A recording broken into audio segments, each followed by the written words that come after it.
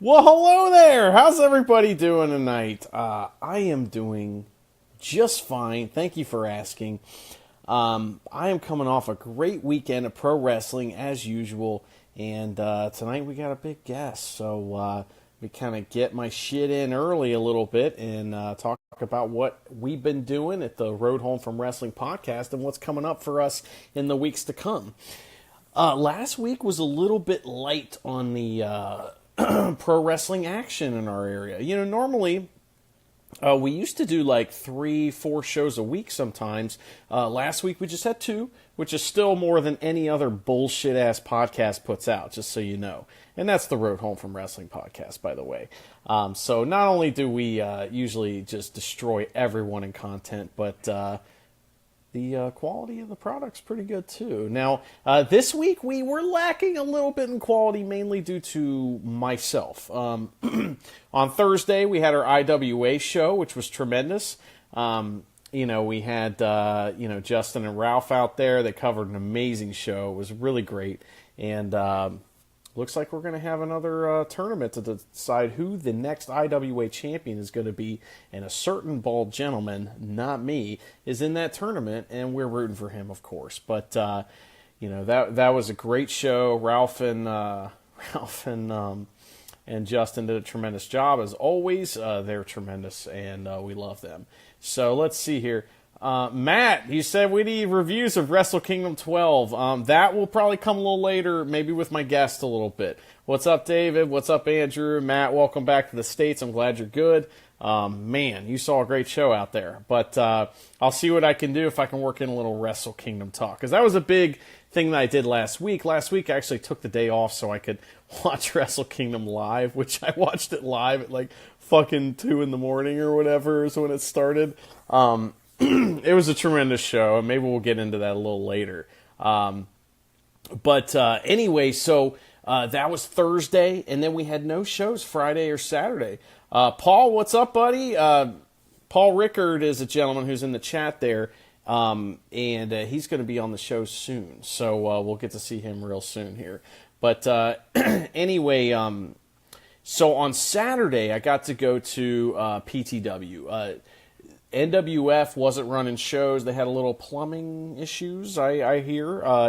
It's been very, very fucking cold in our area. I mean, it's one of the coldest winters I've ever seen. It's absurd. I don't understand what we did to deserve this, but we're getting it one way or the other. And let's see here. So on Saturday, I went to Primetime Wrestling down there in Cynthiana, at the gymnasium in Cynthiana. I had a fucking blast. Now, here's the problem. I couldn't get anybody to go with me, so I went by myself, and I did a solo podcast about that episode, or about that show, and I'm interested in feedback. So if you listen to that, get with me, message me on Facebook, Twitter, whatever, and let me know what you thought. That is not what we want to do. We do not want to do solo podcasts. Honestly, I listened to it, and I was not very impressed with my ability to be, funny on my own. So, that's not what we want, but if necessary, that's something we'll have to do in the future. But anyway, so that show was tremendous. We saw all kinds of great stuff. Fucking Max Sled won. He defeated, Brandon Taggart, and I was not happy. But I did kind of bury the hatchet with those son of a bitch Humfleets, who will forever be known as sons of bitches either way. But they were fun to sit next to, and we had a good old time. But that's kind of neither here nor there, because tonight we got something pretty special going on. What I want to do is I kind of want to set this up a little bit, because I have a gentleman coming on here in a little bit that is definitely the most important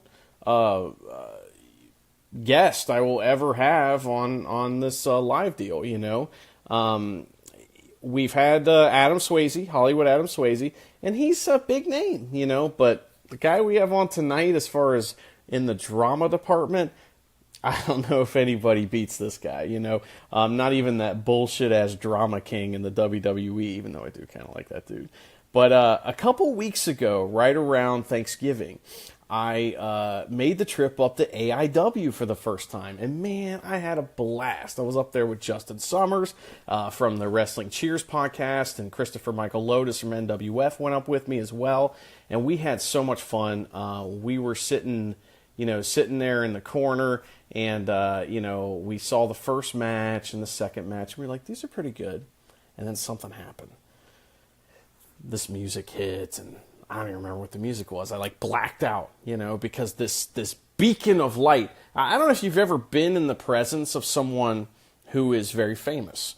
It is interesting because sometimes they have an aura about them, and this aura kind of exudes confidence and and all these things that maybe I lack a little bit, And we saw a gentleman come out with his arms spread wide, with this amazing robe that he was wearing with thousands of sequins. I mean, the amount of sequins on this robe, Ric Flair's robes suck compared to this thing. This thing is unbelievable. And he comes out, he's got this robe, his arms outstretched, and he walks around the ring. And these piece of shit AIW fans that are so close to the ring, they got to get so close, because they're big marks or whatever. They got to get so close to the ring. And I get it. Everyone wants to be close to this gentleman. I think they're a little too close, and they refused to sit down as this gentleman walked around the ring with his arms outstretched, and he proceeded to slap them all in the head as he walked by. And it was one of the greatest pro wrestling things I've ever seen in my life. It made me so happy. I was giddy like a little girl, and I was excited to see what was going to happen from here. And the gentleman that I saw that night, his name is Magnum CK, and we're going to hear from him here in a little bit. And he is a tremendous sports entertainer, if you will. And I'm really looking forward to kind of talking to him in a little bit. So what I'm going to do now is I'm going to vamp a little bit, which means to talk endlessly about nothing pretty much, while I try to raise this gentleman, as he has not joined us yet, I don't believe, although I need to check the other doohickey here. Yes, he has not joined yet, but I will do what I can here. And, Matt Simpson was asking about Wrestle Kingdom. Really, really enjoyed Wrestle Kingdom. It was awesome, and I had a blast. I like that Japanese pro wrestling quite a bit, and I see Jordan Feltner's watching. What's up, buddy? Hope you're doing good, man. You know about Magnum CK? Pretty awesome. We'll be talking about that a little bit, but I think AIW is an interesting. And I'm sorry, I'm kind of jumping around, but I'm responding to these comments here. AIW is one of those places that I always wanted to get to because they would always have Michael Elgin, and I don't want to get into all that bullshit, but they always had him up there, and we never got to see him down below where we're at, and so that kind of made things.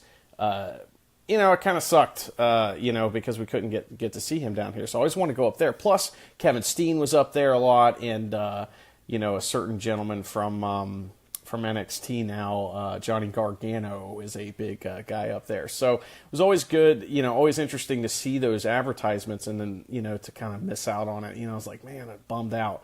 But so what I wanted to do is get up there, and I was invited by Justin from Wrestling Cheers. As podcasters, we make friends and whatnot. And that's honestly why we end up going to different wrestling events, is that we're invited. A lot of times people say, oh, you got to make this event, you got to make that event. And then, we get invited to them, and, and sometimes by the promoters. I mean, that's how we made it to PTW. Larry invited us himself, So I was invited up there, and, it was really fun because we got to do the show.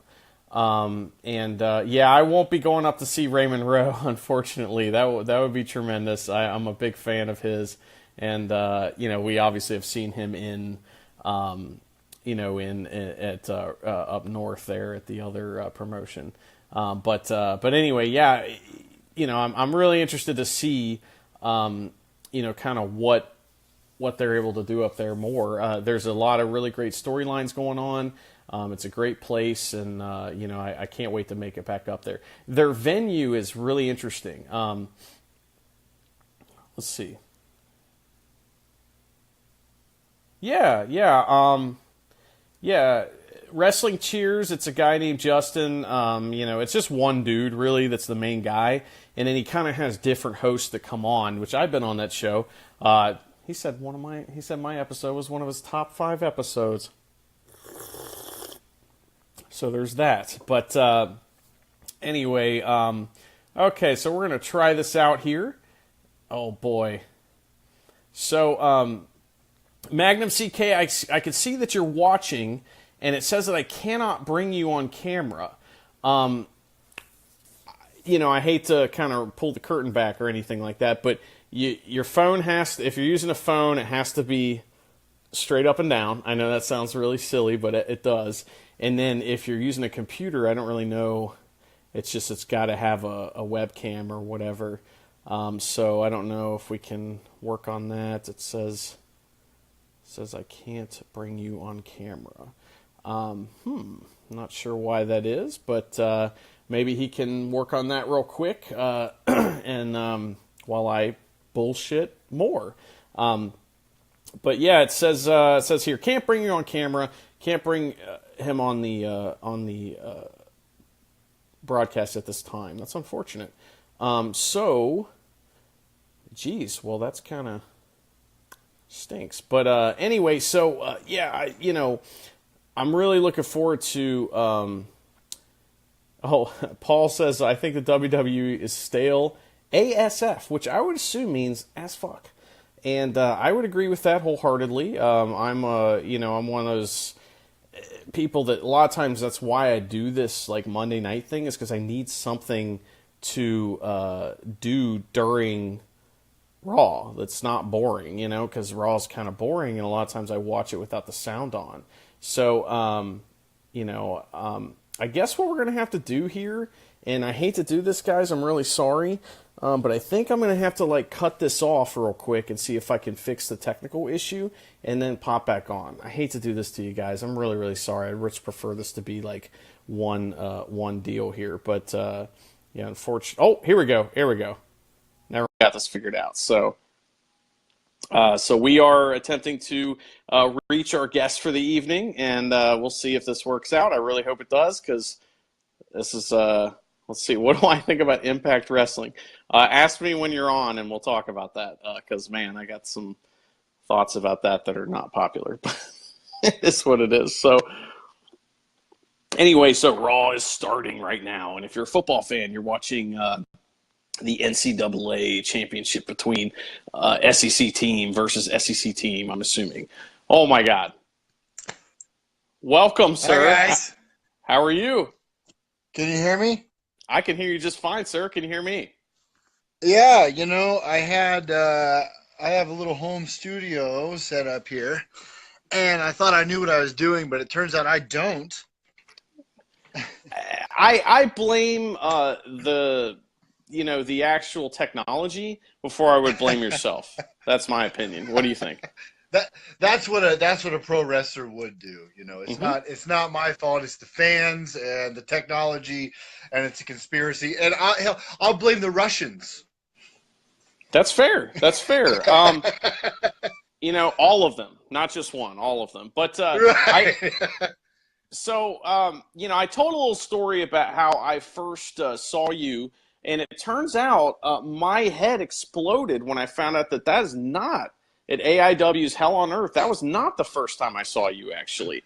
But the first time I saw you was at a promotion in Dayton, Ohio, where you were with a gentleman by the name of Jock Sampson, if I'm correct. Is that correct? For Rockstar? Yeah. Yeah, it's funny that you say that, because hearing Gentleman Jock made me think that he should do like a British thing where he comes out with the little fuzzy thing. Here, he could be Gentleman Jock, because if you've ever spent any time on the road with Jock and you hear him try to do like a Scottish accent or something, it's one of the funniest things. But yeah, that's the one time that I've ever been to Rockstar, and I had an absolute blast. It was one of their Wednesday night shows, if I remember right. But their fans are probably at least one of the most rabid set of fans I think I've ever been in front of. And I really feel from everyone I've talked to there, performer wise, they say you need to be there for a little while before they really kind of get on your side. But I had fun because it was something different, because, it wasn't like, well, the weird thing was there were a bunch of kids there the night I was there, but still the fans were just so vulgar and just, but it was fun in a weird way, Well, because the rule is like we weren't allowed to cuss. well, it tends to be that at Rockstar Pro, the bad guys, berate the fans for cursing. You know what I mean? And that's kind of part of the gimmick there. But also, Jock Sampson has a long history of getting lots of heat there at Rockstar Pro. So I think that's also you were kind of getting some of that a little bit, I think. But yeah, I remember seeing you, and you were this gigantic dude, with Jock Sampson, and I thought, okay, well, I kind of see what these guys are doing, but I didn't really get enough. You know what I mean? And then my head exploded when I saw you at AIW. Is your hand okay? I mean, you're smacking these fans in the face and whatnot, and I mean, I don't care about their faces. Is your hand okay? Well, the funny thing is about that is so that kind of started by accident in a weird way. And one thing about wrestling is some of the best things start out on accident. So I was doing a show out here in the Midwest, and my wife was with me because after the show, we were driving to New York overnight for some stuff and have some fun. And I said, I'm going to come out to the Andy Kaufman song from the Andy Kaufman documentary called I'm From Hollywood. And I'm going to let it play through the whole 3 minutes. And I'm just going to put my arms out and just take as long as I can to get to the ring. Like, I'm going to let it play the whole song. And I did, and it was just like nuclear. Like, I mean, I was the most hated man in Ohio, that night. And so then I show up at AIW, and I never wrestled. Well, a little factoid that Chandler Biggins, rest his soul, reminded me before he passed was that I had wrestled for AIW in like 2005 or something. Like, I rode up with somebody and did like a battle royal at a bar on like one of their first shows or something. Wow. So, but this is my first time in AIW in 12 years or whatever it was. And I didn't realize that on two sides of the ring, the barricade is very close to the ring. I mean, it's only 3 or 4 feet wide because they cram in so many fans, and I put my arms out, and I'm a tall guy, big long wingspan, and I started walking, and then I realized, all the fans there stand up on the entrances. They're all standing there, and I was like, oh my God, there's not enough room. And I was like, okay, well, I'm not backing down. Like, I was like, so, and also I'm a bad guy, so like, I'm not moving. So I just, as slow as I walked by, I just started like paintbrushing every fan. As I walked by. And then people saw it coming, and they were like Matrix diving backward, or just taking it to the face, and whatever, like acting like it hurt or something. And it just kind of caught on in this weird way. And now something new gets added every night. I was on a show. What's today? I guess it was Saturday, and this older guy. I don't mean that in a bad way. He's just an older guy. Got in front of me and was like making fun of me doing the arms out and everything. And he had a hat on. And as he sat back down and got out of my way, because of course he got out of my way, without looking, I reached and I grabbed his hat and I flung it straight up in the air. And I actually kept walking, and I thought, like, okay, this guy really believes what's happening in front of him. Like, he might think, so he's one of those guys. So I was like, he might jump me. And I was like, I should probably look. And I'm like, no, I'm not going to break. Like, I'm just going to go straight forward. And as I looped back around, he'd pulled the promoter over and was screaming in the promoter's face and pointing at his hat and pointing at me and just losing his mind. So I leaned over before I got in the ring, and I gave him a big, like, sarcastic wink and like, don't wink at me, U.S. Open! You got him. I always try to be careful because, I mean, we're not trying to like hurt any fans or anything, and I certainly don't want to get anyone in trouble or anything, but it's been playful and it's been fun, and I think people, especially at AIW now, seem to expect it. So I love it. I think it's hilarious. Well, it stuck out to me in a night where, I mean, Jody Fleisch is like splitting his leg open and then like finishing a Oh, match, and Team Money is pouncing Eric Ryan like, down 10 rows of bleachers. It stuck out to me more than anything else that night. I mean, oh so wow. I was certainly sports entertained, let's just put it that way. But yeah, I mean, that was a wonderful evening. One of the other reasons why I kind of saw that match as something that was a little more, I don't know, it stuck out to me was because of the style of wrestling that was in there. That was a different style than anything else on the whole night. You guys work. It was you and that piece of shit PB Smooth, right? And you guys worked like an old school like WWF match, and it was awesome. And it built to this high spot where you hit him with a elbow off the top rope. And in matches later that night, we had guys doing backflips and all kinds of flippy doos and all kinds of shit like that. That, no offense to them, some of those moves were just meaningless. You know what I mean? And you hit a simple elbow off the top rope, and I was like, bam, this is pro wrestling. And I really, really enjoyed that. That was tremendous, man. Well, I appreciate that, and I also think, and I don't know, I will never speak pejoratively of any other performers, but I'll just say I'm lucky because I'm a very big guy, so I think, and especially the way we did it, and I do love PB, but the way we did it, I took so long to go for the elbow on purpose. I thought everyone in the building's going to think, well, he's going to move. And then when he didn't, it was like, what? Like, and I'll be the first to tell you, I know we're doing a little inside baseball here. That elbow is, you definitely know you've been elbowed. And Well, that's stiff. partly because, well, because I'm a big guy, and what am I going to, what am I going to do about that? I mean, I'm larger than a lot of the guys in the indies these days. And also, when I first started doing it, I was doing it in such a way that really probably was a little easier for the other guys. But I was hurting myself. Like I would land on my tailbone in such a way that I really hurt my lower back for a couple of months. So then I thought, well, you know what? If guys are doing frog splashes and 450s and stuff, I mean, it's just all the same type of thing. I was like, we're just in this together because it hurts me too. So Yeah, no kidding. Well, but I've something's. heard that. I remember Steve Guy said, he pointed out, he's like, when's the last time the Mount Carmel crowd, got up for an elbow off the top? And that, I think that's really cool, man. I think one cool thing, one of the many, many, many cool things about AIW, which is just the best, the absolute best.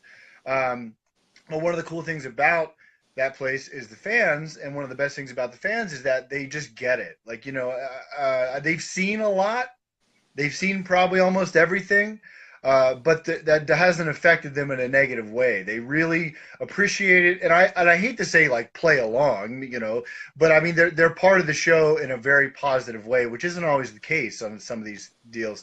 But I think that they know, they appreciate it, and I was very lucky. I was talking to a good friend of mine in wrestling. I don't know. I'm sure you've heard of RJ City. Mhm. He is like a TV star in Canada, and he's a wonderful, wonderful wrestler. And he said that he was kind of afraid of that type of crowd, almost in a way, just because he didn't think that they wouldn't get him, and maybe they'd turn against him in the wrong way, like turn the channel type way, which is just any good performer, I think, has that fear, and they use it to their advantage and work above that. And he's one of the best performers I've ever seen in my life. But that wasn't the case, So I had that thought too. I was like, well, I'm an old school type of guy. I try to be a mixture of a lot of different things, and I just wrestle what I like, and or wrestle how I like. And you guys ate it up, and that was a big, I wouldn't say surprise, but a relief, because the Mhm. last thing I wanted was a boring chant or something, which I don't think I'm boring, but you never know what the crowd's looking for sometimes.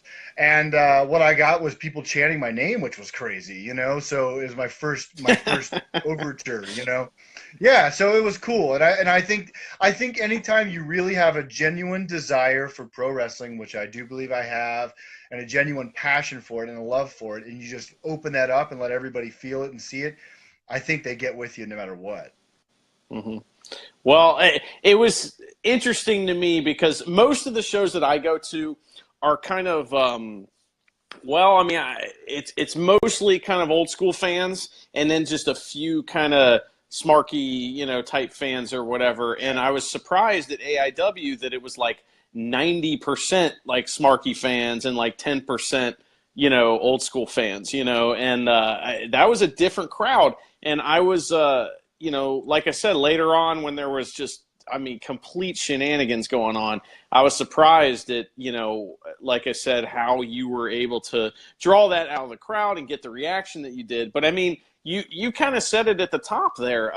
If you are emulating folks like Andy Kaufman in your act, I mean, that to me, that's my favorite angle in pro wrestling ever. That's my favorite thing. When I was a kid, I watched that documentary over and over. It was one of the like 3 things that they showed on Comedy Central. It was like Comedy Central, yeah, it was like Mark Maron. They showed Kids in the Hall, Mark Maron specials, and then that. And I watched the shit out of it all the time, and I couldn't believe my eyes. I've read books about Andy Kaufman. He's always been one of those guys that I really, really respect because he got pro wrestling more than I think anybody ever got pro wrestling. I mean, it's what kind of influence has he had on your career and your thoughts on pro wrestling? Complete influence. So I've talked about this on some different shows and stuff in the past, but I grew up in pro wrestling. My uncle was a pro wrestler and is still currently, I think he's wrapping up his career as a promoter. He does a few shows, a lot less than he used to. He's having some health issues, but so my first wrestling show that I remember, I was 4 years old, and it was in St. Mary's, West Virginia, of all places. And the main event was Wahoo McDaniel and Ivan Koloff. So I've been around wrestling. I've been backstage at wrestling. Now, back then, it was 1990, of course, but, so not exactly that long ago. But the locker rooms were separate. They had good guy and bad guy locker rooms. And I remember being scared of one and having fun with the other, But, so I've been around it my entire life. And then I turned 9 years old. I started taking the ring jackets back and stuff like that, and started helping out with the shows a lot more. And as soon as I turned 18, got right into wrestling. But I was thinking about this because inevitably when I do a show like this, they'll ask like who your influences are or who your favorite wrestler. And I decided or realized that my favorite wrestler is probably Andy Kaufman, which is the weirdest thing because I mean I have an anchor tattooed on my arm because I love Rick Rude, and I'm looking at a championship belt that I had signed by Ric Flair, and those guys are all workhorses and amazing and legends and my favorites. But Andy Kaufman is probably my favorite wrestler of all time, simply because he understood it. He just completely got it. He went all in 150% and wasn't afraid of the character, wasn't afraid of, to use a term, afraid of the heat, afraid of the way bad guys get treated in wrestling. And really, he had everything to lose, if you think about it. I mean, his career could have easily, I mean, unfortunately, his life ended shortly after, but his career could have completely just been thrown away for some silly, at the time, something that was probably more stigmatized than it is now, which is pro wrestling, which wasn't as legitimate as a form of entertainment, I think, that it probably is these days, which is kind of taking that curve to being a legitimate form of entertainment again. So Andy Kaufman, in that documentary, that's where I saw it on the early days of Comedy Central. But before that, my uncle, I used to go visit him for a couple of weeks in the summertime every year.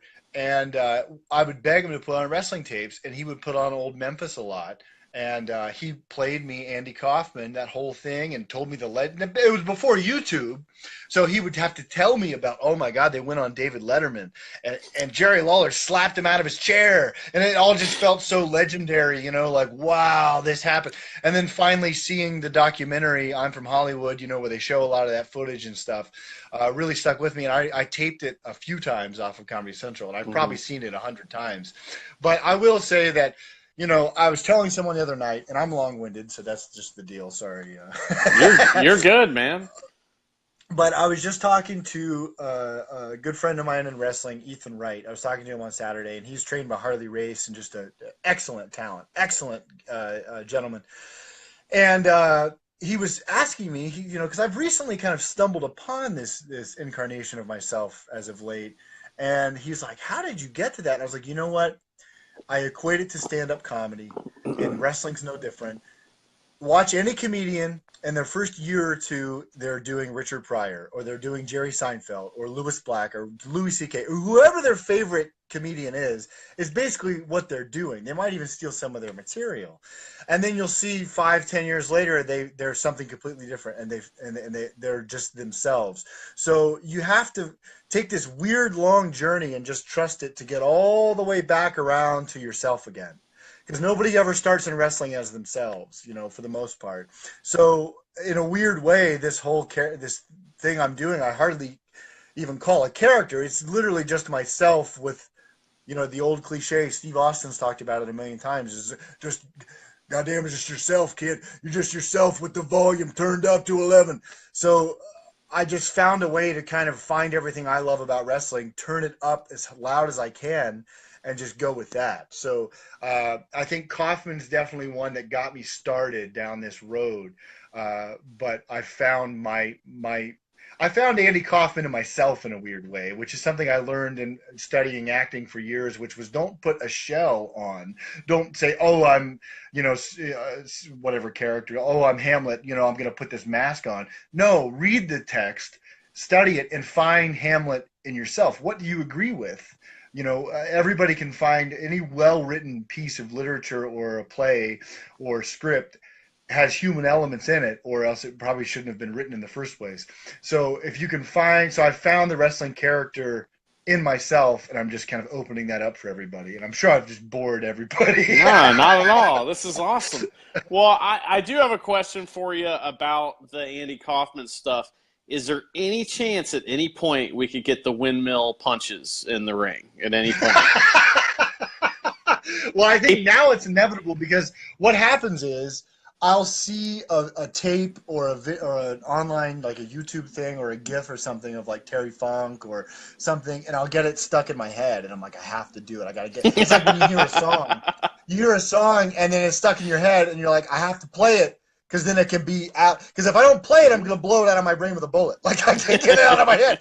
So it's like that. So now that you mentioned it, I'll probably have to do it just to get it out of my system, because I realized, and this might not to be a downer or whatever, but every wrestler, well, I guess just life in general, but since we're talking about wrestling, every second you spend in a ring could be your last second ever wrestling. I mean, it really wouldn't take much to end your career.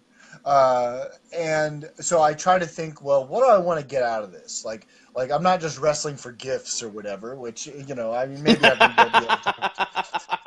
But I always think, like, I want to have at least one thing in this match that I can look back on a digital download or a DVD someday and be proud of, like, oh, man, I got that thing in. Like, wow, it worked. Oh, that's great. So that's probably one of them. Like, the Terry Funk hold on to the ropes, get knocked upside down 3 times. That was one where I was like, I have to do this in front of a very meaningful crowd someday. And I'm like, I mean, AIW fans are either going to love this or they're going to boo me out of the building. And thankfully, nobody booed, so they seem to be into it. So the windmill punch will have to be next. I seem to look at my schedule and see some AIW dates on there. So, well, if you do that, whoever is on commentary has to make the point that you practice it for hours. You do it for hours at a time. You know what I mean? So.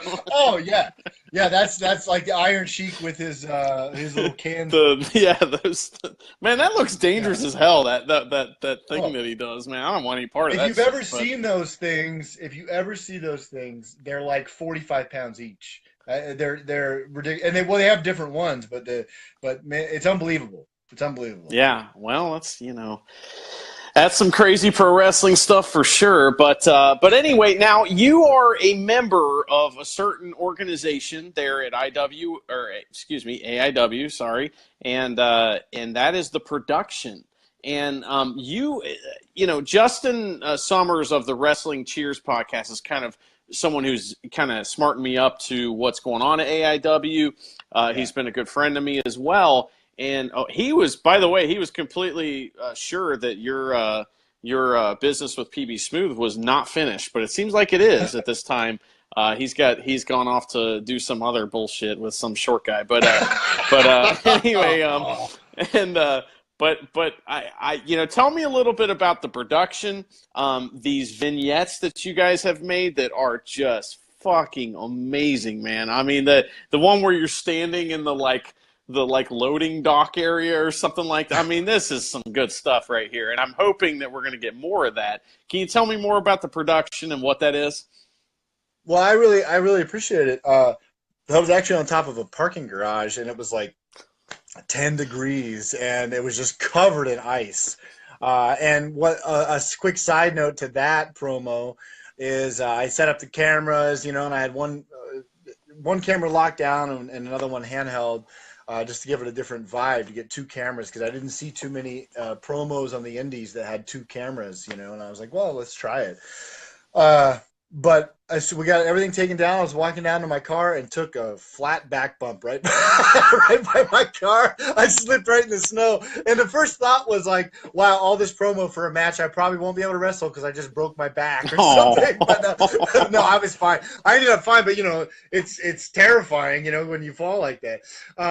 But I guess it just comes from, Frankie is, like myself, a theater guy. I've been fortunate enough, and I know it took a lot of hard work, obviously, but it's all a game of luck and numbers at the end of the day. I've been fortunate enough to play a lead role in at least 20 musicals and plays, and that's actually where I met my wife, doing Rocky Horror of all things. I was Frankenfurter and she was Janet, in like 2011. Tremendous! Holy crap! Yeah, I'll have to send you. Wow. I'll have to send you a picture. I dropped down is unbelievable, because in my mind, Frankenfurter needed to be like a skinny rock star type looking guy. So I dropped down to 193 pounds. So with the 5-inch heels, I was legitimately like 6'10", and like 193 pounds. I just felt like I felt like Mick Jagger or something. You probably, yeah, that's how we met. Well, you probably felt like a sweet transvestite from transsexual Transylvania, right? I mean, of all the reactions I've ever gotten, I would say anywhere. I was surprised at the wonderful reception I got at AIW against PB, which I've carried with me since. But they had me coming out of this sarcophagus that, oddly enough, looked a bit like a closet. Now that I think about it, when I came out as Frankenfurter, and the reaction from the audience, it was like the Beatles or something. It was like women screaming, like, I don't know. It was surreal, and I get goosebumps a little bit thinking about it. But so Frankie's a theater guy. I'm a theater guy. And I believe that's where the idea came from. And it's funny because I've been doing theater since high school, and like I said, I've spent years and years and years, and I studied at Second City in Chicago, and with tons of different acting coaches and voice lessons and dance lessons, all this stuff. And then it never occurred to me to use any of that in a character for wrestling. And I was like, so John Thorne basically made me find myself in wrestling, and it's just clicked. Like, I spent all these years doing wrestling and having, that was a good idea, or that was cute, and I had a ton of fun doing the mega plowers, but it never really felt like it clicked. And then I showed up at AIW, and John Thorne had this idea, and ever since then, it's just been like, boom, idea factory. So I always know something's a good idea when someone gives me the initial idea, and I have 10 more. Mm-hmm. So as soon as he gave me this idea, I was like, oh, and then this, and then this, and then this, and I was like, okay, this is good. Okay. So really, I don't know that there's been a faction like this. If you look back at wrestling, here and there have been theatrical characters, or I think there might even be one. Someone smartened me up and said that there was one in the WWE now who's like a singer, a Shakespeare of singing or something. I don't know. I think he's an NXT guy or something. and that's kind of an acting thing, but I don't think there's anyone doing what we're doing, which is like a whole troupe where we have like Eddie Only playing the stagehand, and Derek's the director and Kobe's the method actor. Like, it's really neat. And I think if you ever do you ever listen to AIW's podcast? I have Which is not. one of No. my, oh, the card is going to change is what it's called, and it's Okay. one of my favorite podcasts. I listen every week, and I have since long before I was ever on their roster. But they hit it on the head when they talked about. I think it was John Thorne talked about. There's this weird wrestling's coming back around to where these indie territories again, and characters. And I'm one of those guys that wrestling's the three-ring circus or whatever it's called to me. Like I'm not old school only, or like old school's boring, only do backflips, or only do death matches or whatever. It is all of it. So if I can be the guy on the card that gives you some of that, like, oh, I remember Nick Bockwinkel, oh wow, yeah, but also not be because I don't know that Nick Bockwinkel would necessarily work in 2018, but not be boring. If I can take all that and all the stuff I love and kind of update it and freshen it up a bit, and be that guy, and then the next match you have, DJZ, who is one of the most amazing human beings I've ever seen do anything in the world. Like, he's not from here. Like, I don't know. No.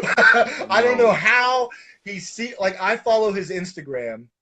And, well, I mean, I've known him for a long time. So, he follows me as well. Anyway, totally. I'm totally. But, just his training, like the stuff he does in training, where he's like, "Oh, trying out this new thing," and he's just like flip flop flying all over the place, like unbelievable. And I've never seen him. I'm sure it's happened, but I've never seen him fall down. I've never seen him really mess up. I mean, it's unbelievable the stuff he can do. So if I can be that guy doing this thing, and he can be that guy doing that thing, and then we have Nick F. and Gage coming out and being amazingly terrifying, and just and Dominic Guarini being this, he's legit, and then we have Ethan Page, who's someone I love, just entertaining, and can go, all these guys. I think our faction is one of those things too, where it's like right now we have 5 people and we're all so different, but we all blend together because, and I can tell you this for a flat fact, in real life there is not an ego among us. I mean, you have to have this much of an ego, otherwise you wouldn't be putting on spandex and taking off your shirt in front of everybody, thinking they're going to pay you for it. But we all literally, it's just we work together. It's just such a group mentality, and I think that comes across. And I think we've only had 2 matches together. We've done 2 8-man tags, and how far we've come in just those 2 matches is unbelievable. So to think about a year from now, what's going to be, I mean, I'm really excited about the prospects once we really, it already feels like we're firing on all cylinders. So now just continually taking it to the next level is something I'm really looking forward to. Well, that's pretty exciting. And I think that, okay, so, gosh, I have so many different things I want to say, but at the same time, let's go in this direction. Well, when we as fans are watching you guys perform, whether it's you stepping out of the sarcophagus at Rocky Horror, stomping around in those stilettos, or it's you coming out, or DJ Z coming out with the helmet and all that bullshit that he does, right? The point is that when the performer is having fun, or even better, when the performer is having an epiphany in the ring or on the stage, if you are an astute observer of whatever it is that you're watching, you're going to feel that. And I think that that's kind of what the crowd at AIW was, noticing that night at Hell on Earth, that they were noticing, okay, we see what's going on here, and this is something that these guys are having a blast. And, like, that's, pro wrestling, whether it's football or whatever it is, whatever performance activity that you happen to be doing, when the performer himself is having fun, is achieving goals that they've wanted to achieve, etc. These things come right through, especially when you are as you described, where you've described a couple different things. One, you've committed to the character, okay, on a level that maybe other people aren't willing to do, Okay. The other thing too is that you are not only are you committed, but you are finding yourself, in this character, and then also you're doing it with your friends. You know what I mean? And Yeah. so like those kind of things can combine, and whether you're a good guy or a bad guy, you can all of a sudden come through to the fans in a way that that's how it's supposed to work. That's fucking over. That's over right there. So Well, I think that people can smell BS, even if it's not. I can. It's hard for me to just watch a movie or a play or something, or wrestling even for that matter. I've trained myself to get out of that a little bit, but without breaking it apart and being like, "Oh, that's how they did that. I know how they do that," or like, "Wow, what a good scene," how well acted. It's taken me a long time, but I've gotten myself out of because you don't enjoy it when you're just dissecting. yes, Like, yes, "Oh man, that was late. That was weird. Timing was off on that." Some of that's impossible to get out of your system, but for the most part, I've been able to get back to, oh, I'm just going to watch this as a fan or an audience member. But I think people can smell genuality and they can smell BS. And I think anytime someone, I think it was Ric Flair's book. I've read so many of these books now, it's hard to remember, but I think it was where he said, it was either a book or an interview, he said the most important part of your match is the first 5 seconds when you walk through the curtain, because that's when people decide whether or not you believe what you're doing. And as soon as I heard that, it was like, boom, I got it. So, I had about 4 or 5 years in wrestling, and I got kind of disenchanted, and I had some personal things and kind of got away from it. And I got into a lot more theater and just doing it one show after the other. And I lived in Chicago for a while and stuff. And then when I came back to wrestling, the first time I came back, I had 6 or 7 years, whatever it was, out of the ring. I'd done some training with Mike Quackenbush to get ready. To come back. But I hopped in the ring and then I looked around and it was like boom. It was 2 years ago. I was like, boom, oh my God, this is a stage. Okay. All right. Like the joke's on me type thing. Like I've had a couple hundred matches, whatever it was. And now I took time off, went and did a bunch of plays and wore heels and makeup and all that, all that jazz. And came back to wrestling and was like, I got it. Okay. Yeah, I get it. I'm with it. So, to me, finding the art of it, if I could sound as pretentious as possible, has been one of the greatest things since kind of coming back to wrestling. And I think being able to genuinely connect to an audience. Someone tweeted, it's been such a great year. Last year was such a great year for me personally in wrestling. And to get the support that I've been getting, it feels like I'm getting a lot of traction. And someone tweeted out like, "Wow, this guy has a real aura about him," and I really appreciated that. And I screen cap things like that, and I look at them, sometimes from time to time, just because it's easy to get up in your head too much, and be down on yourself. Yeah, so it's positive reinforcement, and I thought it's all because just believing in myself, because I'm just like, yeah, I am this. Right before I got through the curtain, I always think about I have 4 grandparents who passed away, and I always think about all 4 of them because they made me who I am. And 2 are still living, thankfully. I have extra grandparents. I'm a lucky guy. But I always think about them. And every time I'm in Mount Carmel, without fail, every time I've thought about Chandler, and I thought, I know he's watching. I know he's watching this show, and he's smiling ear to ear. And I've thought, like, this is all for these guys. I know it's very corny and cheesy, but that gives me confidence. I'm just like, I'm not alone doing this. One thing I've gotten into as of late in the last few years is theater directing, and I'm actually directing a show right now. And the best bit of advice I've ever gotten for auditions is that everybody behind that table wants you to be great in your audition. They don't want you to stink up the place because, 1, it's a waste of their time, and 2, they want you to make their decision easy. Because if you're fantastic and you're, oh my God, that's the guy or the girl or whatever, then their job is done. It's easy. So they want you to be great. And I always think that too, unless you're the biggest, most sadistic person that needs to be in a padded room someplace, if you bought a ticket for pro wrestling, odds are you want it to be really good. So, I guess maybe some people go to the comically bad shows to watch those, but I don't feel like I'm on any of those. So, my thought is, well, there's 500, 600, 700, sometimes 1,000 people out there who want me and our segment to be fantastic. So I go out there thinking everybody's on my side, and I get to just be me and perform and forget everything else for 25 minutes, and that's the key. And it takes a lot of reps to get to that, and I see a lot of guys who are still searching. But if you just keep looking, you'll get there. I say guys, I don't mean literally. I know we're in a different century now. So when I say guys, I mean just people in general. The girls too, obviously. I don't want to discount the female contributors to the sport either. Yeah, there's some tremendous female wrestlers out there.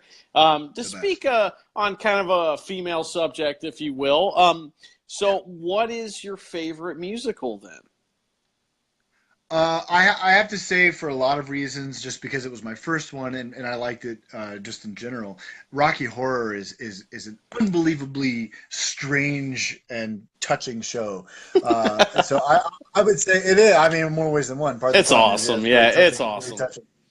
Because it's fun, but there's also the human element, There's this weird alien guy who's a scientist, and he's a transvestite, and what is he? And it's like this gold dust type character, like he's ambiguous, and he's having sex with everybody, or trying to, And then at the end, you have the whole thing where he just wants to go home, and he's trapped in this weird thing, So I think that one kind of has it all. I will say my wife turned me on to Dear Evan Hansen, which is on Broadway now, and I think there's not a more relevant musical that I've seen in the last 10 years to our current social situation. It's just great. And it's about a lot of different things, but it's about being truthful, and it's also about bullying, and there's not really a good guy or a bad guy in the show. It's just about life. So it's pretty neat. So Dear Evan Hansen will be my pick for modern musical, and Rocky Horror is probably the favorite of all time. But I did get to do I had one dream role in musical theater, which I know all the wrestling fans are loving all this hot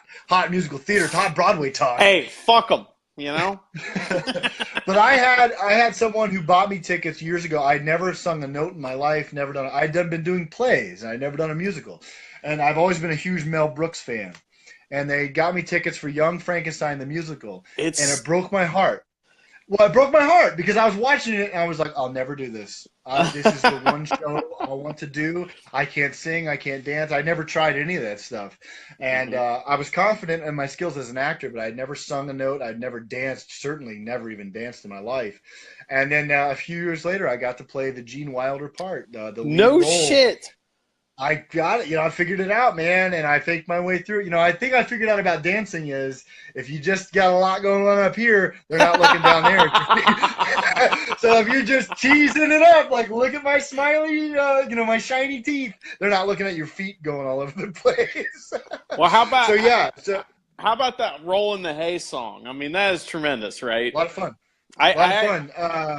I feel like I added a lot of comedy to that, like just the physical, because my character didn't sing in that song, so I got to just do faces, which all that stuff in theater with faces. One thing I've gotten in the last 6 months in wrestling is, oh my God, your facial expressions, wow, and that comes from Terry Funk, Lord Steven Regal, Flair, all these guys that I watched over the years, but the biggest thing is musical theater, or just theater in general, because you have to sell everything to the back row. It's not like film where it's right here in your face. So the wrestling's the same way. You got to sell it not only to the back row, but the people behind you. You got to arch your back. You got to do all that stuff.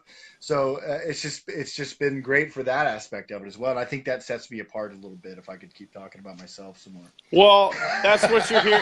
Hey man, that's what you're here to do. And unlike most. Well, I don't want to say this, but unlike most wrestling fans that I know, I'm actually a musician, and I've actually studied. I teach music and stuff like that, and I've seen all the musicals. That anything that was like done before like 1994, I've seen pretty much. Anything after that, Although I did see Addams Family and I did see Young Frankenstein, and both those were good. I saw Span a lot; those were fun. Haven't seen more. I just directed Addams Family. Just directed it, actually. No kidding. I did. Wow. And my wife was in it. She's an amazing, amazing performer. She played Morticia. She was just a perfect shoe-in. But yeah, I just directed it last year.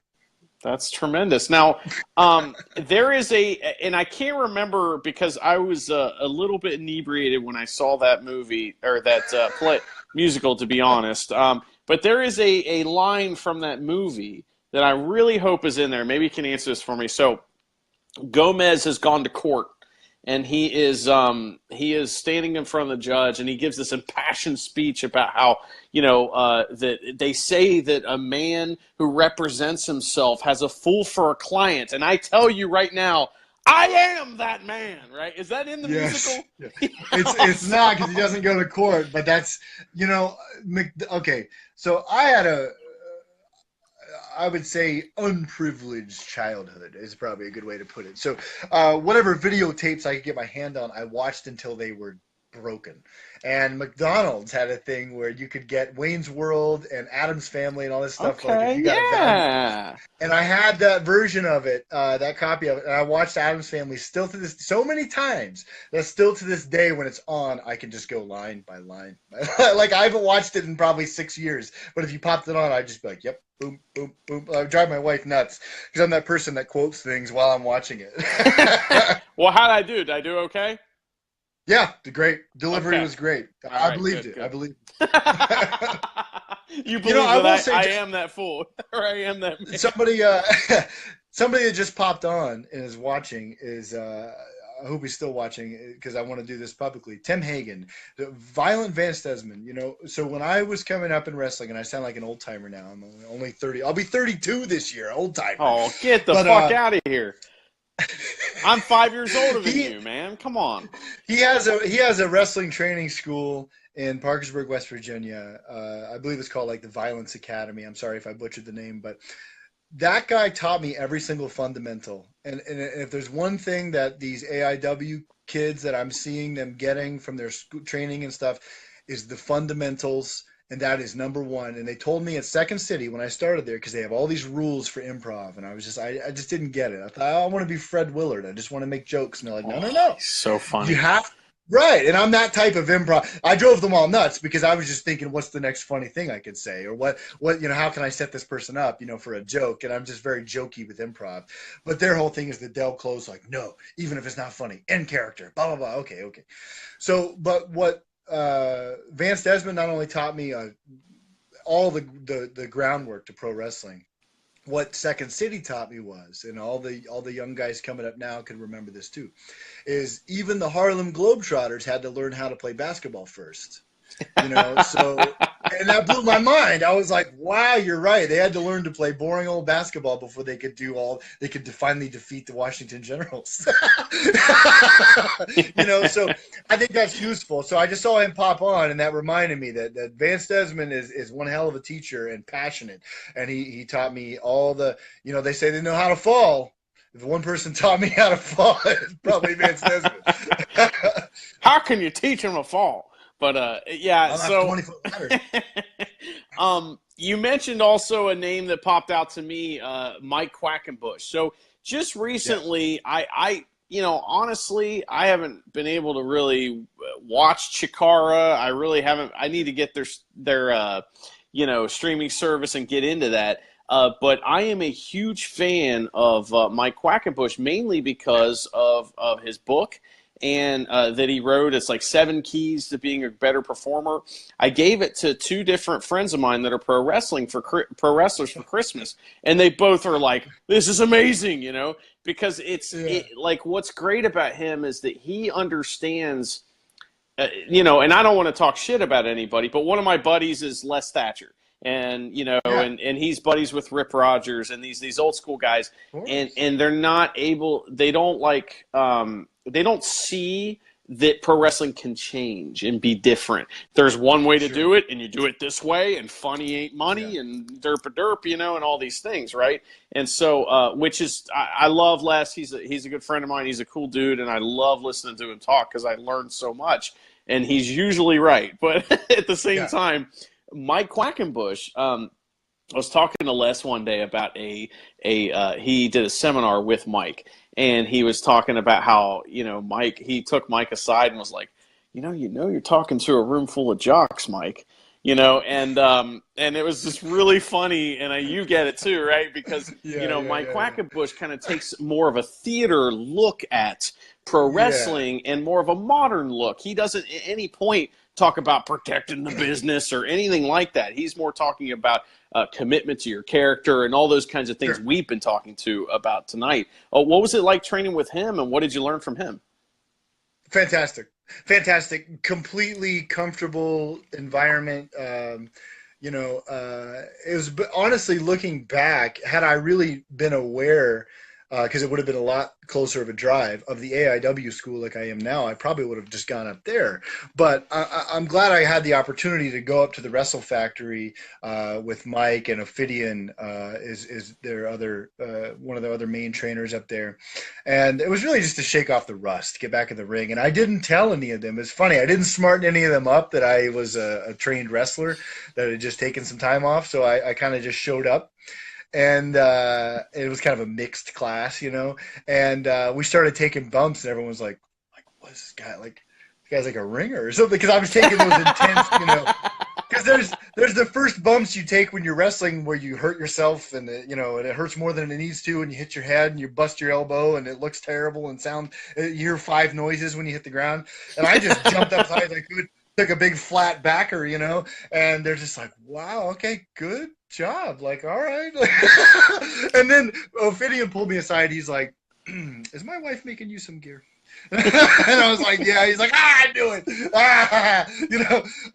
But amazing. And the cool thing about, one of the many cool things about Mike, and I haven't had any business dealings with him, I know some friends of mine might have different things to say about him, but I can only speak to the Mike that I met and know, which was a wonderfully warm and pleasant guy who knows a lot. And I think, and can teach it and make you comfortable.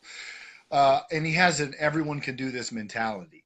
And I think that's great, because wrestling training, especially the first time you go out for it, could be one of the most terrifying things in the world, because you're trusting strangers with your body for the first time in your life, right? And not in the fun way. Like, it's like, this is scary and dangerous and probably gonna hurt. And who's this guy doing it? Like, kicking me in the air, like, so it can be a scary thing, and he makes it very comfortable for everybody, and he gives everybody. Some people just want to experience it. I saw some people come through there who I know that they just had occupations outside of wrestling, and they just wanted to try it. They just wanted to hop in a training session a few times and learn some things and really get a better base of knowledge and some newfound respect for it. And he facilitates that, and I think that's a very, very cool thing. But Mike is just a very intelligent guy, which is cool, because you get a different perspective of wrestling, and kind of speaking to your point, and probably more accurately speaking to Mike's point, which is, wrestling does change. Wrestling's not the same as it was 10 years ago, or maybe even 5 years ago, and it'll be different in 5 years. But I think it goes back to the kind of Globetrotters analogy or saying, which is, look at painting, right? Look at a painting from 100 years ago is different than a painting from today. And there are all different kinds of different painting, but there's really kind of in techniques, but really it's just a brush and some paint, right? So the fundamentals of wrestling are always going to be the same. And sorry, I was distracted by Jabari Hawthorne down there. Jabari, I'm waiting for him to say something inappropriate. But the fundamentals are always going to be the same. But we have and there's always, for the most part, a good guy and a bad guy. And I know that's been blurred lately too, but there's someone that people are going to favor and someone that they're going to not want to win as much, whichever way you paint that. So we just have different ways of getting to all these places, so I think the more we can still respect the art of it and what's made wrestling relevant for, in American culture, almost 200 years, and respect that, while being like, okay, you're 7 feet tall. Guess what? Watch a Booker T match. He's 6'8" or whatever he is, and he's bebopping, pinballing around all over the place. So if you're 7 feet tall and you're standing there, you're boring. Yeah. Sorry, So so that much has changed. I think Dean Malenko even said that in a recent seminar. He's like, yeah, your height, that's great, but show me some. It's a smaller man's business now. So even me, I'm moving constantly. I'm always trying to keep moving and bouncing around. One, because I'm lucky enough I still can, or can at all. But just because that's the way the entertainment's gone, you can't put on a match from 1920s that might be Hans, or Hackenschmidt and whatever, whatever some of the older NWA champions. I'm sure somebody's gonna flame me for that one, but um, and put it online and be like, wow, the excitement. Like, no, you can respect it for what it is, and you can get something out of it because there's an art to that too. But there's much more colors we're painting with now than they did even 20 or 30 years ago. But the concepts are still the same. I hope that makes sense. It's kind of a Oh, lot. that makes perfect sense to me. Like I said, I teach music, I teach guitar, and when like part of me wants to let students do whatever they want and be like, oh yeah, there's so many ways to learn, and then the other part of me has to be like, well, wait a second, we kind of have to respect everything that came before us first. You know what I mean? And so that's where the fundamentals come in and how important that stuff is. I mean, if one of the wrestlers that I kind of proclaim to be one of the best guys on the indies right now is a guy named Shane Strickland. And if you watch Shane Strickland match, he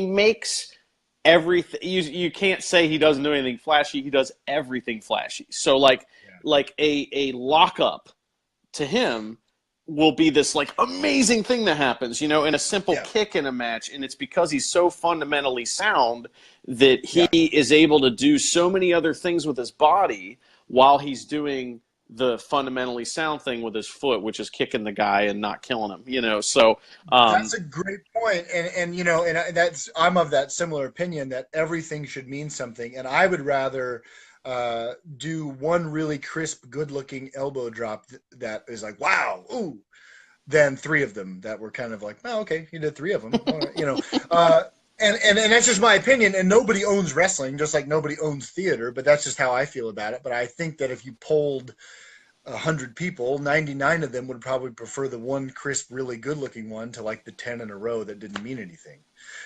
So I think that's part of it, and I think that's less that mentality is less of like, oh, you're killing the business with all these spots, kid, and more just like, well, no, that's the art of it. Because if I, in a play, if I say a joke one time and it lands, it's probably not going to be funnier than that one time that it landed really hard. If I keep repeating it over and over,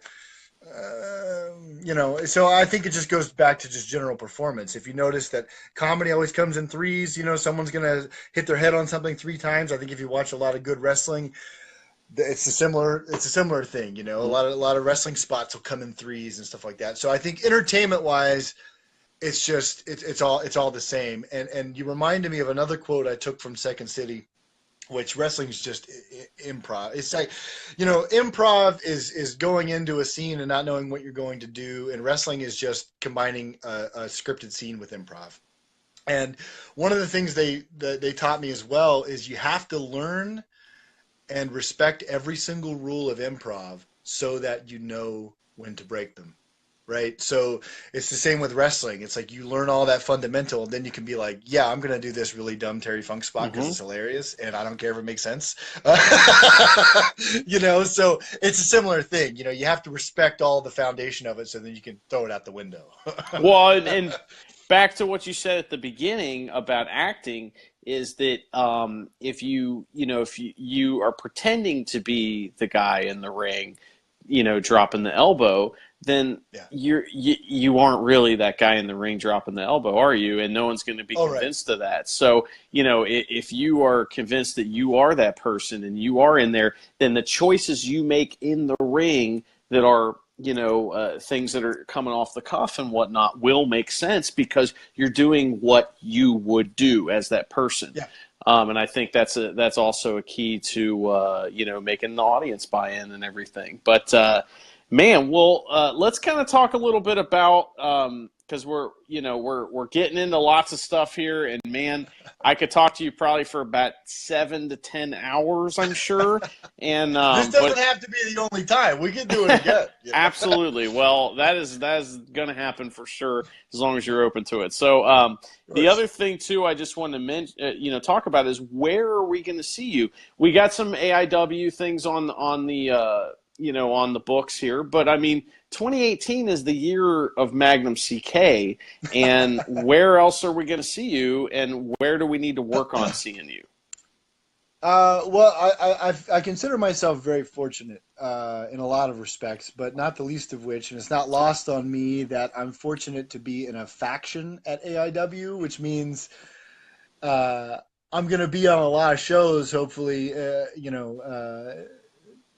because they say, a good way to hear God laugh is make a bunch of plans. But I'm in a faction, so even if I'm not in a match, it's my guys, So luckily, I'm fortunate in the fact what I'm trying to say is I get to be a character on these AIW shows, which is fantastic. So I will hang on to my spot at AIW as long as I can, because I do feel, and John Thorne on his podcast hit it on the head, I do feel that I've earned it. I feel like I just deserved a shot, and he gave me one, and I feel I'm doing the most with it. So you'll find me there as much as humanly possible. Remix Pro Wrestling is a fantastic show. Now they only run twice a year, and it's in Marietta, Ohio. But I've been a big part. I've been on their shows since day one, even when I was just doing commentary before I got back into wrestling and things like that. And they put on a humongous show twice a year, and it's for a great cause. And you get to see some amazing wrestlers. Like they have and God, you'll have to forgive me because it's a triple threat, and I can't remember the third guy's name, but it's Pentagon Junior and Facade. And you guys check out the website. I forget that he's another one of the. What's that? That wrestling is it Phoenix? Show on Netflix? Yeah, is it Phoenix that's going to be there? I think so. Yeah. And that's not an indictment on anybody other than just my memory. But that's going to be incredible. I mean, it's going to be, and you wouldn't see that anywhere else. No. So it's a great show, and it's one of those shows that they try to bring people in, and like AIW, it's worth driving for. I mean, I would drive 4 or 5 hours, 6 hours, just like a lot of these fans do. Luckily, it's only about an hour to remix for me. But that's a great one. Old wrestling. Are you familiar with old wrestling? I've heard a little bit about it. I've almost made the trip a few times. It's a long haul for me, though. But tell us about it, because I'm sure there's people watching that don't know anything about this. I think actually I have on my wall here the poster from the first one I was on. That's how much it means to me. It's wrestling set in the 1920s, and if there's ever been a better spot, or a better place to be for an actor, a wrestler turned actor turned wrestler again, it's old wrestling, because I'm a gangster. I'm babyface Bruno.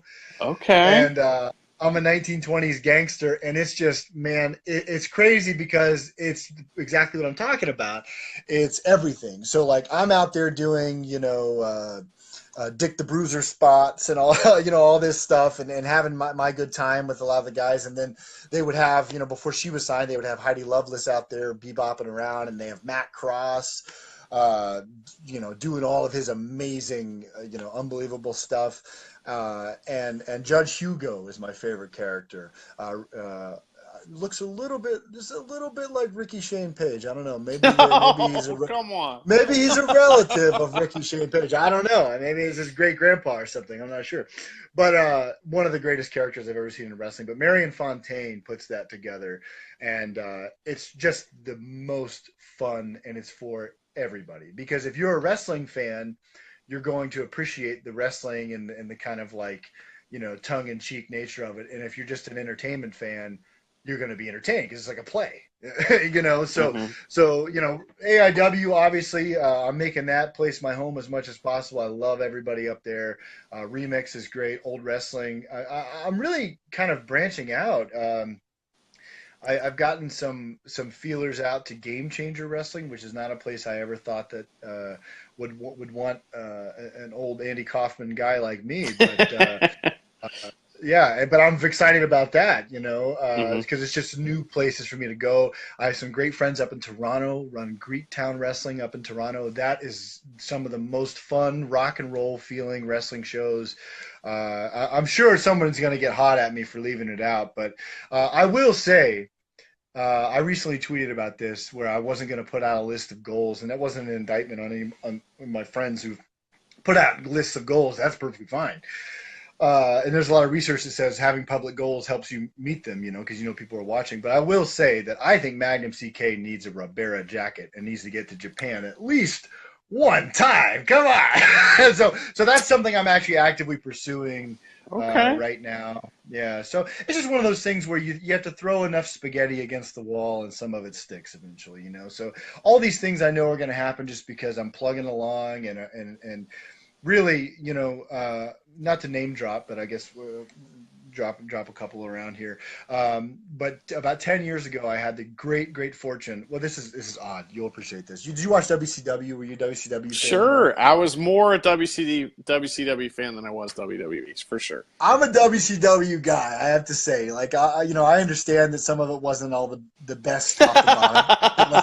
It was the WWF. When WCW was having a great undercard and terrible poopy main events, WWF had a terrible undercard and great main events. So, like, it's That's six and true. one. So I'm a WCW guy for sure.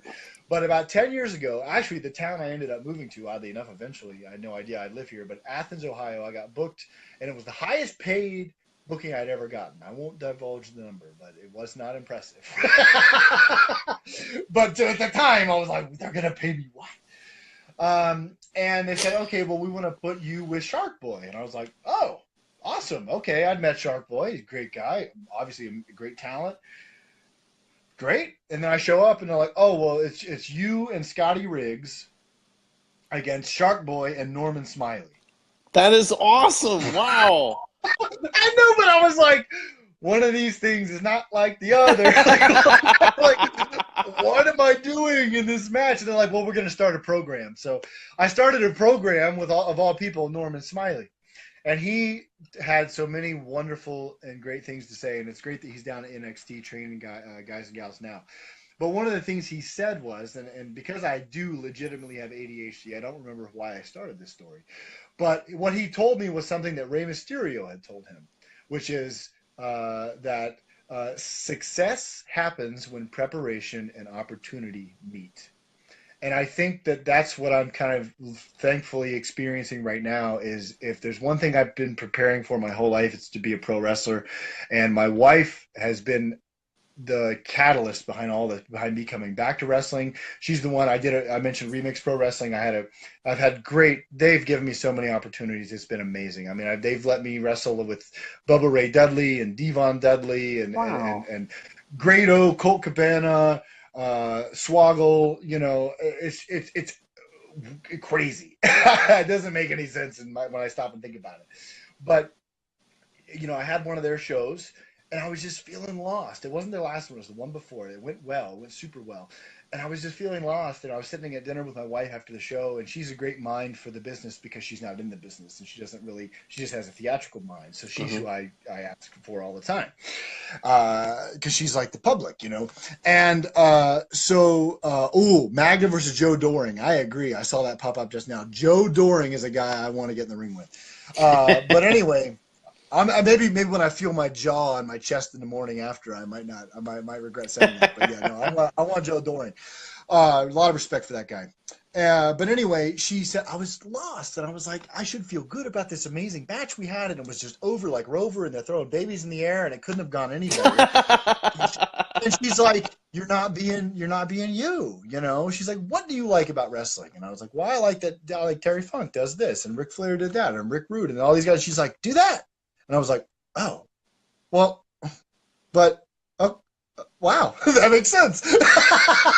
So it was that simple. Yeah. You know, so that was my preparation. All these years of, you know, John Lennon has a great bit, not a bit, but a quote where he was like, I would sit in front of a piano for 6 hours. And I believe it was Lennon. If it was McCartney, I apologize because I know McCartney's probably watching. Uh, but I think it was Lennon, and he would sit in front of the piano for 6 hours and just have nothing, just banging out nothing. And he would get up and say, "Forget it, I'm done with this music BS." And he would go and make a sandwich, and halfway through the mustard, he would be like, "Oh, I got it!" and run back to the piano and bang out a hit. And what he would say is, it seems that easy. Like, oh, all I had to do was go make a sandwich. No, he had to sit there for 6 hours and suffer and think and explore and get past every bad idea he ever had. So I had to get past all these other things to finally get to that epiphany, which my wife, I'm sitting in an Applebee's or something someplace, being like, yeah, just do that. Like, oh, well, it's not that easy, but I guess it is.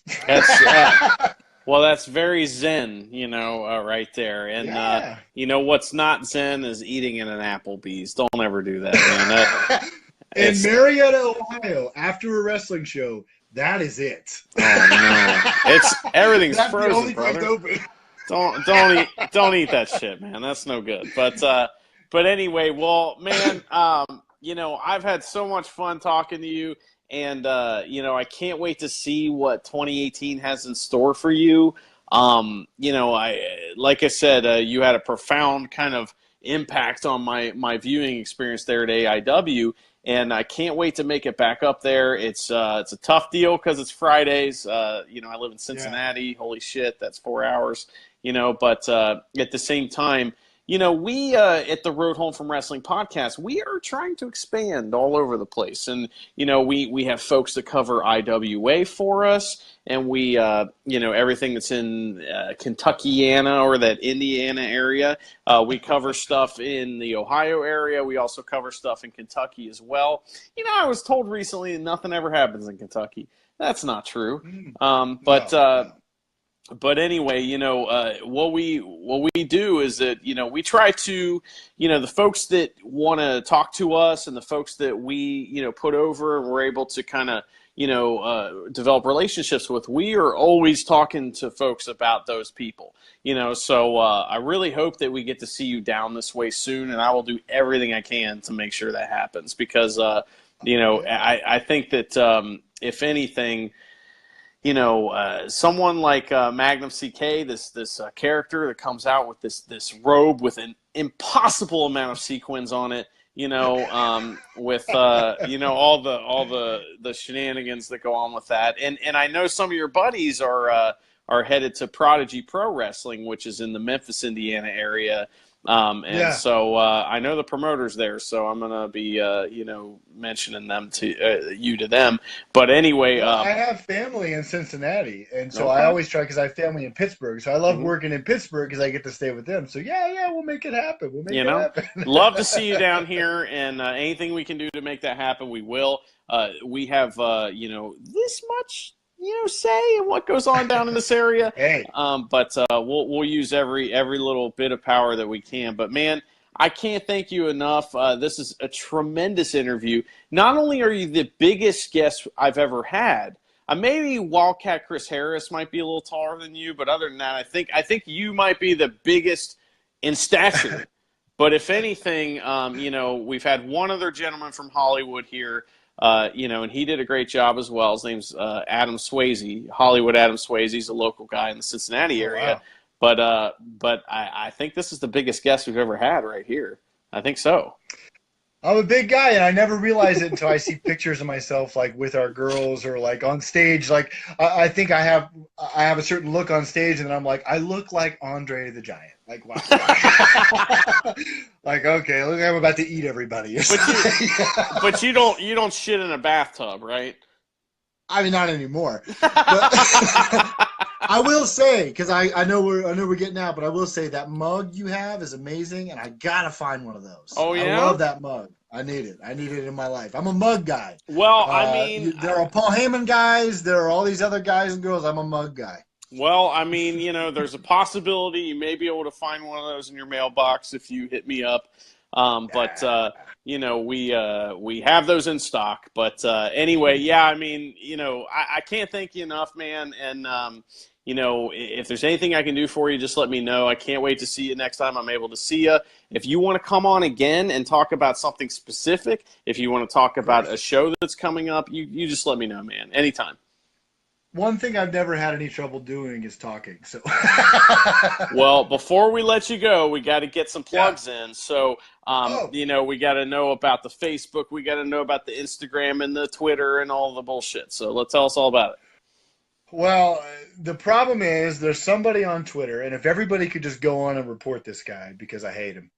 Uh, he's at Magnum CK, but he never posts anything. He doesn't even have one tweet. This guy, it's a waste. So I'm at the Magnum CK on Twitter and Instagram, and then also I think Facebook.com/the Magnum CK. But Twitter and Instagram are where you can find most of my stuff. I'm not big into Facebook necessarily, but yeah, I really enjoy. I've grown to enjoy Twitter. I think for a while it was feeling kind of negative there, or maybe it was just the way I was viewing it, but I have to say, I wouldn't be on this interview right now if it wasn't for things like Twitter and stuff. I wouldn't be booked at places if it wasn't for, Twitter and Facebook and stuff. So you have to appreciate that. So yeah, at the Magnum CK, I bring shirts to shows. I try to get the softest shirts. Live Kayfabe is where I get those made. And they're the softest, believe me, they're the softest shirts. There's nobody has softer shirts than me. I take a hit in profits. That's how much I care about a soft shirt. Is I make way less money on shirts than everybody else because not that they overcharge or that they're expensive, from Live Kayfabe, but you could get shirts made for $5 if you wanted, but they'd Yeah, be that's terrible. true. They're So they're like I pay a lot more for very soft shirts. And you mentioned the cape, and this will be my only other plug. DaniGosha.com, DaniGosha.com. She is an amazing designer, and my wife laughed at me because I showed her the cape design. She loved it, thought it was amazing. I got it in the mail. I pulled it out, She thought, oh my gosh, it's so pretty. I put it on. She's like, wow, it looks so good. And I kind of looked at her like, listen, you don't understand. This is going to change everything. And she's like, "Oh, come on!" and then I showed her the message because I think it was someone from AIW. Before I came up there the first time, they're like, "Hey, yeah, here's the date, blah blah blah blah blah." Also, John wants you to bring the cape, and I was like, "Ha!" I was like showing her my phone. I was like, "See it? Ha ha! See?" She likes to point that out to me all the time. hey, Danny Ghost is an amazing work, and mention me, and I don't know if it'll get you anything except maybe I'll get some brownie points. 2018, the year of the cape. I mean, it's tremendous, and I can't thank you enough for coming on here and chopping it up with me. Yeah, We'll definitely do it again. So I got some other folks scheduled for the next couple weeks, but I know that Marietta, Ohio show's coming up, so maybe we can get you on again right before that comes on and get some plugs in for those guys too. Love it. Thanks a lot, man. I appreciate it. Thanks for watching. Thank you very much. I appreciate it. Have a great night, man. Bye-bye, man. See ya. Oh, well, guys, that was fucking amazing. Wow. That was a tremendous interview. And yes, this is a Mance Warner t-shirt, by the way. Just wanted to answer that question. I know you guys, a lot of times you guys are sending me questions and stuff. And things maybe to say or not say during the interview and whatnot. I kind of have my own interview style, and I like to go with it and just kind of feel things out. So, I appreciate the input and everything, and just, thank you guys so much for watching. That was a tremendous interview. That was really great. I can't wait to share this with folks and kind of let them know, more about this gentleman, Magnum CK. This is a great individual, and clearly someone who is not only a tremendous pro wrestler, but is very educated in other forms of art as well.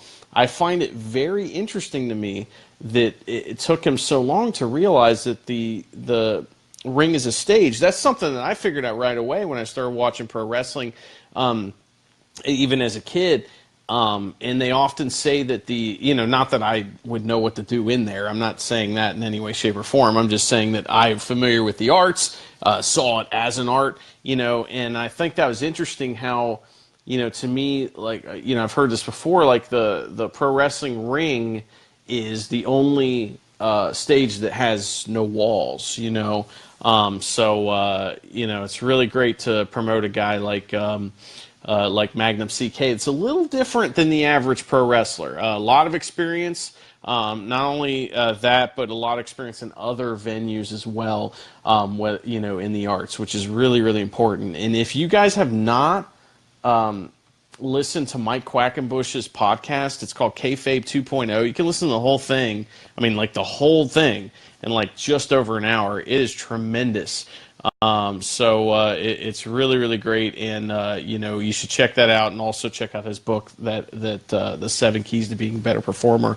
I have another copy of that in the mail, actually coming tomorrow, because I just keep buying copies of it and giving it to people because it's so good. But anyway, guys, thank you so much for joining us. This is a tremendous evening. This is what I want going forward from these Facebook Lives. So like next week we have another big guest that I don't want to. I'm not going to promote the guests until I know for sure they're going to be here. So, and what I'll do is I'll probably promote them the day of, once I check it. And the reason that I do that is because I think that there's credibility is a really big deal when it comes to interviewing folks, when it comes to having a podcast and doing these Facebook Lives and stuff. Something that we, at the Road Home from Wrestling podcast really try to promote is credibility. We're not journalists. We are just jokers, fans doing a review, but at the same time, we want to have as much credibility as we can. And so that's why I didn't really advertise this until today, because I've never met Magnum CK, and I just want to make sure that he was going to be in on it before I started plugging it, because then that makes him look who is this guy advertising my shit? I'm not even there, and then it makes me look foolish. So next week we have another big guest planned. I think you guys will really enjoy it. It's going to be another great interview with somebody who is more local, but somebody that we see a lot more. And thank you to everybody for all the love on the interview.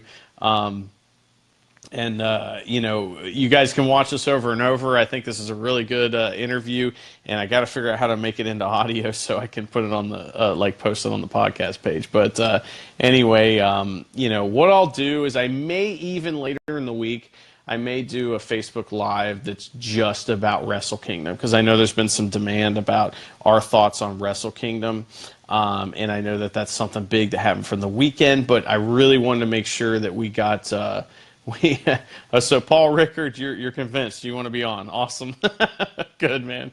I appreciate it. Anyway, so thank you guys so much for watching. Stay tuned to my Facebook. There might be something else coming this week. I'm not sure. I know for the Road Home from Wrestling podcast, we definitely have a couple shows this week. We have the return of Barn Wrestling to the podcast. Barn Wrestling 3 is going to be back, so that'll be really fun. NWF up in Wilmington, Ohio, with Johnny Suede and a bunch of cool people. And then we also have IWA Mid-South on Thursday with a big IWA heavyweight title championship tournament. So that's going to be great stuff. Thank you guys so much for watching, and make sure you listen to the Road Home from Wrestling podcast. If you like this, the stuff that we do on the podcast it's so great. You guys really got to watch it. So thank you so much for watching. I really appreciate it. Share this with your friends, please, and let them know that every Monday night during Raw, this bald dude will be talking to all kinds of folks. And, I have things booked for the next month. And then after that, we'll see what happens. If you know anybody that wants to be on, just let them know. We happen, really happy to get some folks on, and I think that we started off the year right big time. So thank you guys, and thank you to my guest tonight, Magnum CK.